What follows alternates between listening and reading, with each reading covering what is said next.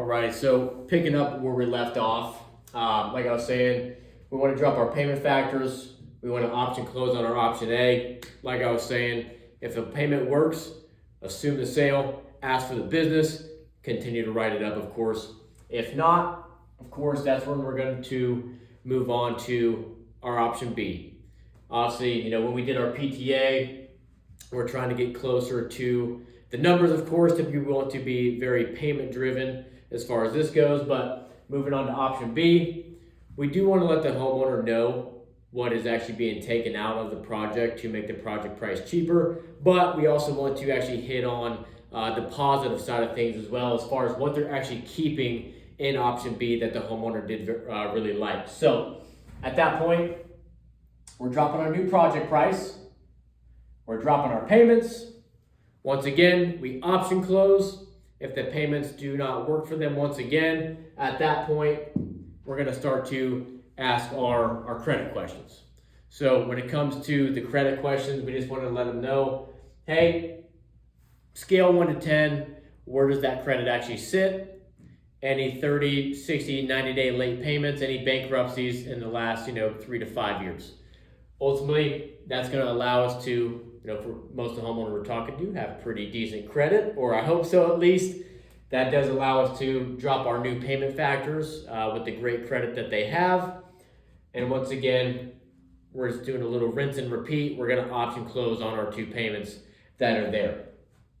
Now, once again, if the payments do not work, like I said, we're doing a rinse and repeat. We're moving on to option C. We want to ask questions. We want to negotiate. For majority of the time, we're just trying to work towards that closer payment. Hey, no worries.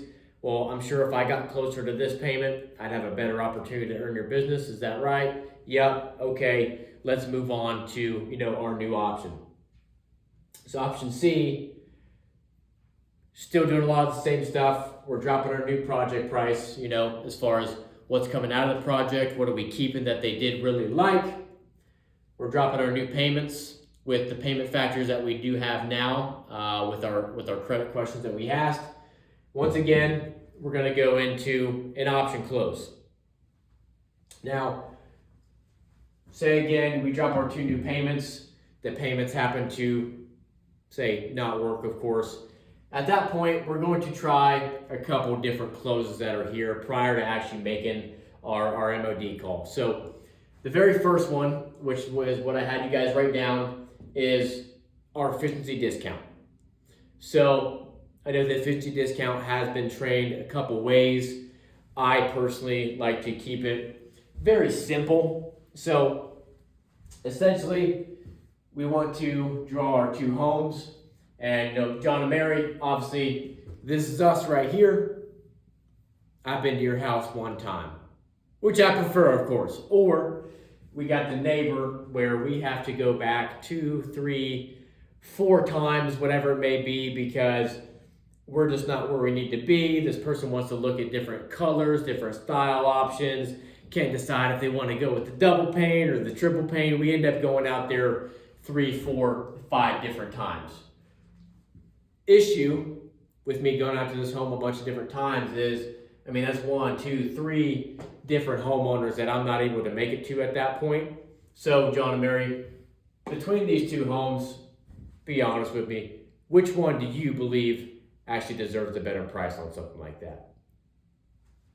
Obviously, they're going to pick this one. We go out there 1 time. It's a lot more effective. It's a lot more efficient. We save time and money on our end, which in return, you as the homeowner, we want to save you some money as well and offer you an efficiency discount. Now, when you guys are in-house, this is where I kind of want you guys to play it by ear. For something like that, you can either do 5% or you can do 10% if you need a little bit of a bigger drop. But at that point, we want to apply a efficiency discount, drop our new project price, we drop our new payments, and once again, we option close on those payments, hopefully earning their business by that point. Or if we're still not where we need to be, that's where we go into our very last attempt to close on our end before actually making that first MOD call. So we're gonna go to a T-close. I've always liked to keep this very simple on my end. I've always been a window rep for the years that I've been here at DeBella. So when I do a T-close, I really just narrowed this back down to doing a little throwback towards our agenda. Hey, John and Mary, at the end of the day, I mentioned that, I'll take yes or no, just as graciously, right? So I draw my T, and I want to narrow this down to a yes or a no at that point. The way I've always loved to explain it is, hey, say a no today, that's free 99. It actually doesn't cost you anything. That costs you $0. Now, decide to move forward on this glass wing project. Obviously, we're coming out $32,825 for our total project price on something like that. Two things that I want to look at when I'm doing my investment review specifically for windows. I want to look at return on investment, and I want to look at energy savings as far as the electric bill. Return on investment, I always like to use the homeowner's words for something like this. Typically I hear right around like 60-70% return on investment. I do want to use the homeowner's numbers for this to make it a little bit more real.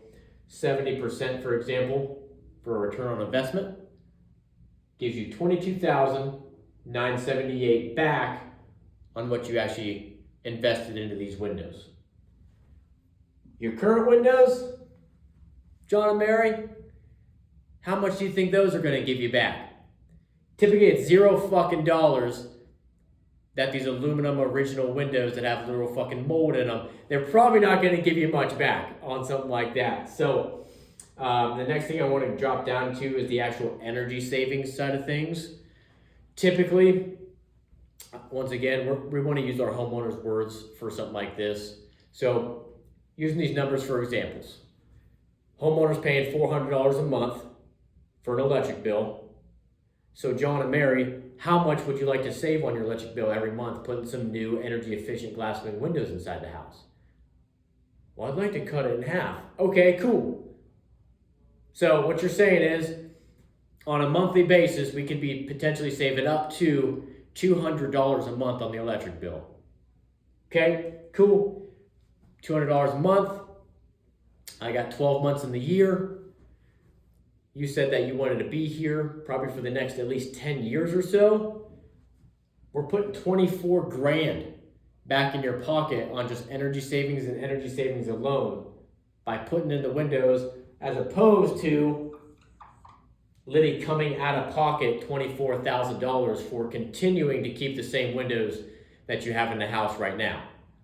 So my question for you, John and Mary, is would you rather take the next 10 years to spend $24,000 on the windows you currently have, or put the $14,153 back into our pocket at that point? So really my question is when do you want to stop paying for the windows that you currently have and actually start saving